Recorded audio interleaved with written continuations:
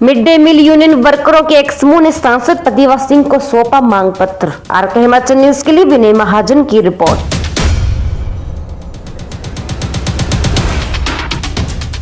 Mid day meal worker union आज सांसद प्रतिभा सिंह से अपनी मांगों को लेकर मिले।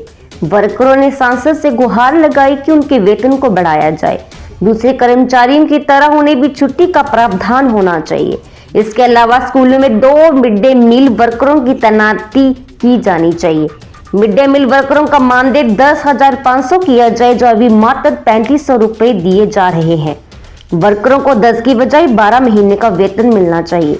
वेतन हर महीने दिया जाए ताकि रोजी रोटी पर संकट ना आए। मिड डे मील वर्करों के लिए भी दूसरे कर्मचारी की तरह छुट्टी का प्रावधान होना चाहिए। केंद्र सरकार अपनी छंटनी प्रक्रिया को बदले, इसमें 25 बच्चों पर 1 वर्कर रखा गया है, जबकि एक स्कूल में 2 लोगों की जरूरत है। वर्करों को नियमित कर्मचारी का दर्जा मिलना चाहिए। प्रदेश mid day meal worker union की प्रांत सचिव हिमी देवी का कहना है कि हम काफी समय से अपने हकों की लड़ाई लड़ रहे हैं। केंद्र सरकार से किसी भी तरह की सहायता नहीं मिल रही है। कर्मचारी वर्ग में सबसे गरीब हम हैं। सरकार ना तो हमारा मानदेय बढ़ा रही है और ना ही वेतन टाइम से दे रही है। घर परिवार का गुजारा भी मुश्किल से हो रहा है। वर्कर को न्यूनतम वेतन भी नहीं मिल रहे।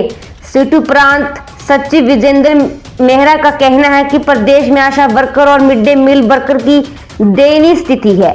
इन्हें ना तो न्यूनतम वेतन मिल रहा है और ना ही काम के बाद पेंशन की सुविधा मिलेगी।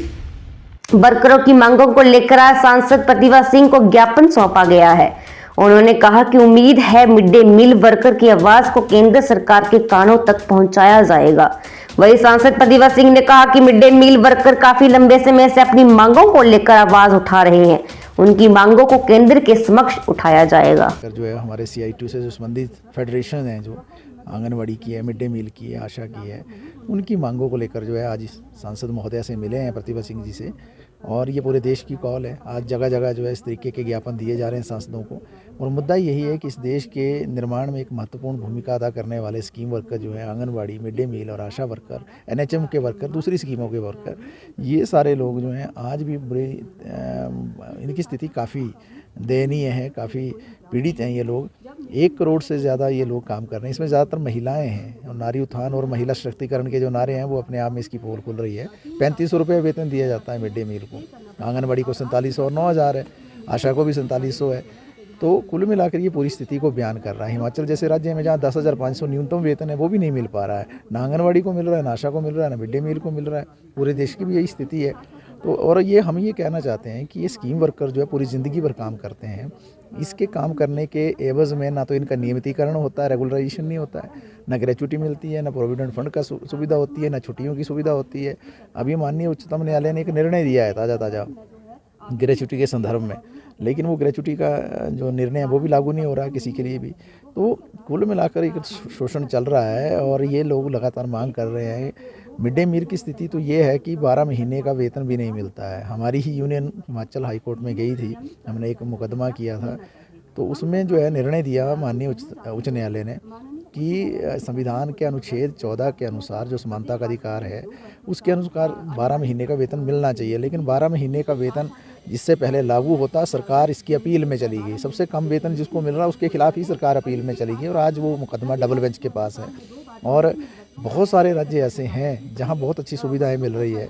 मिड डे मील की बात करें तो तमिलनाडु जैसे राज्य में जो है पूरा बाकायदा जो है रेगुलराइजेशन है। केरल जैसे राज्य में वेतन बहुत ज़्यादा है और दूसरे राज्यों में भी स्थितियाँ काफ़ी अच्छी है। अगर आंगनवाड़ी की बात करें तो हमारे पड़ोसी राज्य हरियाणा के अंदर जो है वेतन काफ़ी ज़्यादा है। जो हरियाणा के साथ साथ पंजाब जैसे राज्यों में छुट्टियों की सुविधा है, मेडिकल की सुविधा है। और जो पौंडीचेरी है वहाँ पर रेगुलर हैं जो कर्मचारी है।